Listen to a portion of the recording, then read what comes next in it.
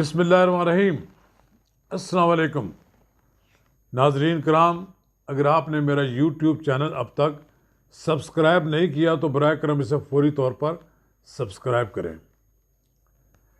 अहबाब के साथ शेयर करें, लाइक करें और आइकॉन का वो बटन दबाना ना भूलिए, जिससे जब हम वीडियो लोड करें तो सबसे पहले आपको इतला मिले। नाजरीन कराम, आज़ाद जम्मू कश्मीर के साबिक़ वज़ीर आज़म और पाकिस्तान मुस्लिम लीग नून आज़ाद कश्मीर के सदर राजा फ़ारूक हैदर बरतानिया का दौरा करके वापस आ गए। वो कमोबेश 2-3 हफ्ते तक बरतानिया में रहे। उनकी साबिक़ वज़ीर आज़म और पार्टी के कायद मियाँ नवाज शरीफ से एक बड़ी तवील नशस्त हुई है। इसके अलावा उन्होंने वहाँ पर कश्मीरी रहनुमाओं से भी मुलाकातें की जो बरतानिया में सरगर्म अमल हैं।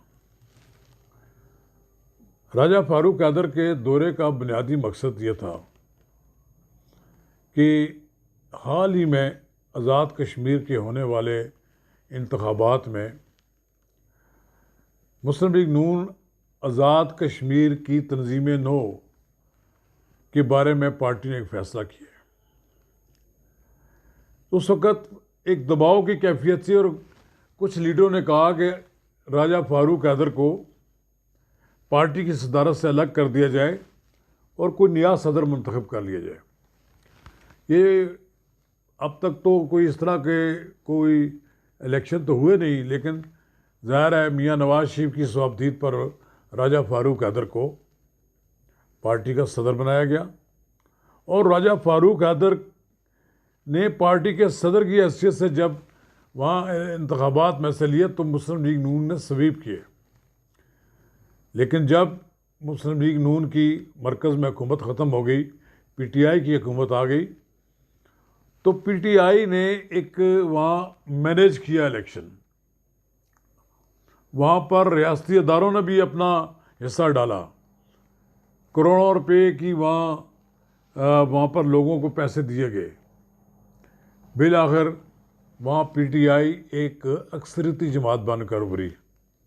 बमुश्किल 4-5 नशस्तें 6 नशस्तें मुस्लिम लीग नून ले सकी। जब मुस्लिम लीग नून को शिकस्त हो गई तो फिर मुस्लिम लीग नून के अंदर राजा फ़ारूक हैदर के सियासी मुखालफिन, जो अंदर से उनके मुखालफिन थे, उन्होंने चेह में गोइयाँ शुरू कर दी और उन्होंने मियाँ नवाज शरीफ को ये बात कही कि हमारी शिकस्त की असल वजह राजा फ़ारूक हैदर है।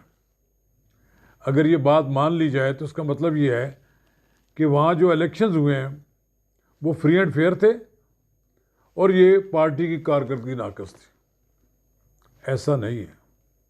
सब जानते हैं कि राजा फ़ारूक हैदर ने तो पूरी जान फशानी से इलेक्शन लड़ा।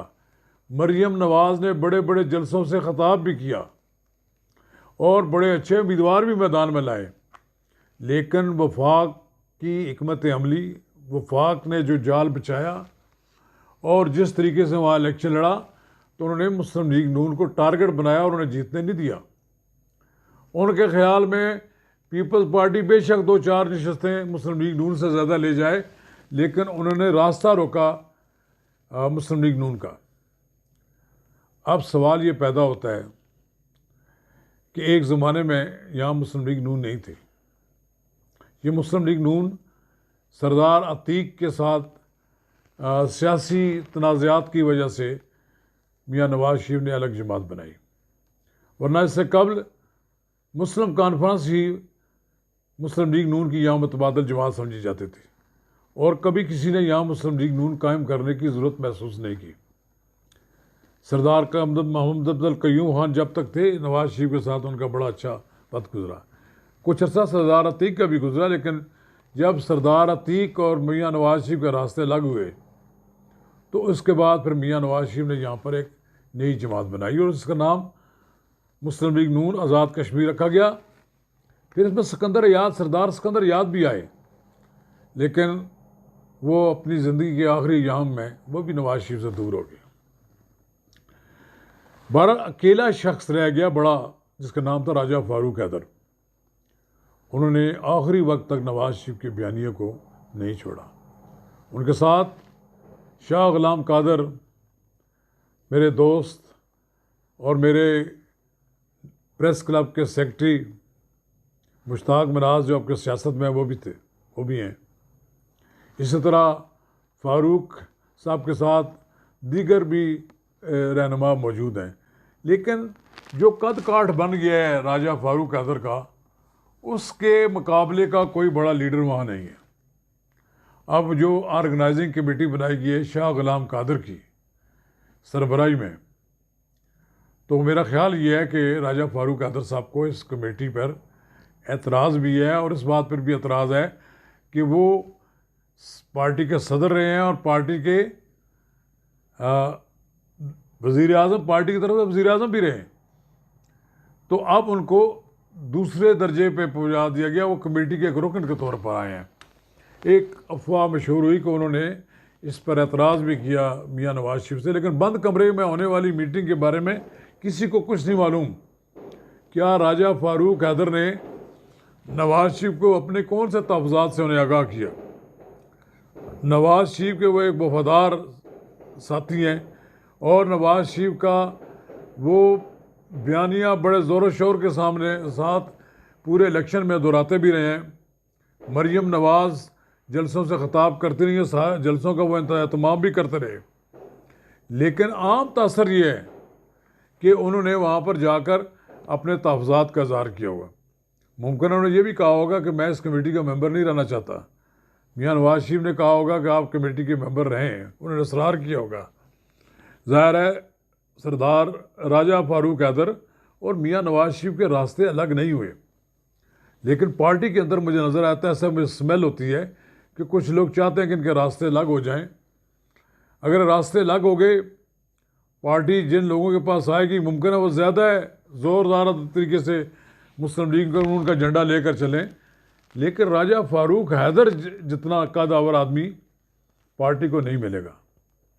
मैं ये समझता हूँ कि मियाँ नवाज शरीफ को ज़रूर इस बारे में सोचना चाहिए, फ़ैसला करना चाहिए कि आज़ाद जम्मू कश्मीर में ऐसी क़यादत आए जो वहाँ पर जो हुकूमत साजी में लोग किरदार अदा करते हैं उनके सामने खड़े हो सकें, क्योंकि वहाँ जो हुकूमतें बनती हैं और बिगड़ती हैं कश्मीर की, वो कहीं और फैसले होते हैं।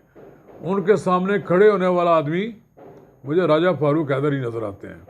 शाह गुलाम कादर और राजा फारूक हैदर दोनों मिलकर काम करें तो वो बड़ा एक रोल अदा कर सकते हैं। रहे तो हमारे दोस्त मुश्ताक मिराज साहब ने तो जर्नलिस्ट पॉलिटिक्स छोड़ दी है, अब वो आज़ाद कश्मीर की सियासत में अपना किरदार अदा कर रहे हैं।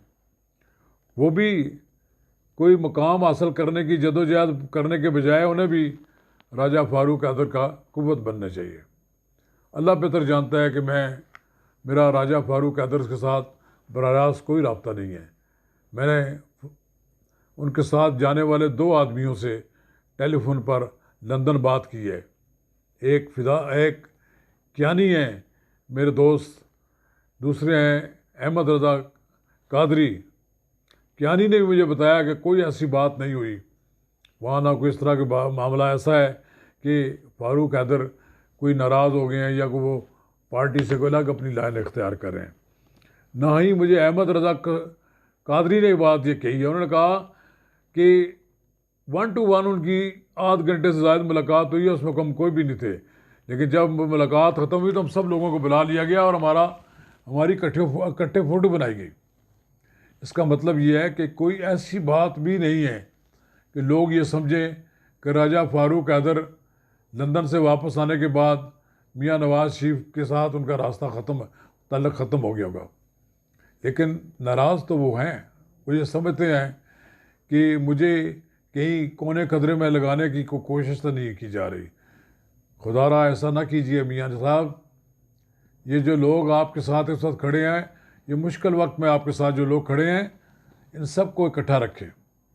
इनको इकट्ठा रखने की जिम्मेदारी आप पर सबसे ज़्यादा आयद होती है, क्योंकि आपकी बात को कोई टाल नहीं सकेगा। और सारे के सारे कश्मीर के लीडर जो हैं, उन्हें आपकी बात वो सुनते हैं। मुस्लिम लीग नून के जो लोग हैं वो आपकी बात पर तवज्जो देते हैं। अब पॉलिटिक्स में ना तो सरदार मोहम्मद अब्दुल कयूम खान रहे, ना सरदार मोहम्मद इब्राहिम रहे, ना सिकंदर अयात रहे। अब जिन लोगों के पास लीडरशिप है उनमें आपके सामने मैं कहता हूँ आप सरदार अतीक को भी अपने साथ शामिल करें।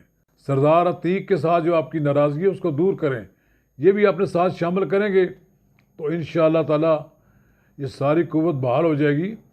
ये इलेक्शन मुस्लिम लीग नून हारी नहीं, ये इलेक्शन तहरीक इंसाफ को जिताया गया, और जिस तरीके से जिताया गया उसका एनालिसिस कर लें तो आपको पता लग जाएगा।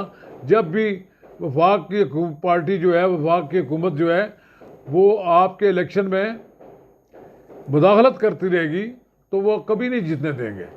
और ये इलेक्शन राजा फारूक कादर की कारकर्दगी से नहीं हारे।